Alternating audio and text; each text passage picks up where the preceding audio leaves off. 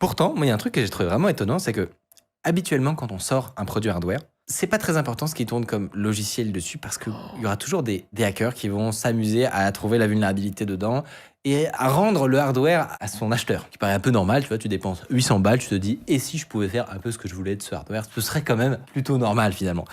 Donc on a vu ça avec l'iPhone. L'iPhone est sorti très rapidement, on avait Cydia qui permettait d'installer C'était ouf. des trucs C'était alternatifs. incroyable. Autre exemple, avec la Kinect, le hardware était magnifique, hyper innovant. Très vite, le truc est détourné. Là, pour moi, on a un peu la même chose. C'est-à-dire que ces lunettes-là, d'un point de vue hardware, c'est quand même un petit bijou qui coûte pas si cher pour ce que ça fait, entre guillemets. Aujourd'hui, si moi je voulais des lunettes quasiment invisibles avec une caméra intégrée et des haut-parleurs, là, depuis plusieurs années, j'ai personne d'autre à aller voir que Mark Zuckerberg. Et moi, typiquement, j'ai plein d'usages à ces lunettes.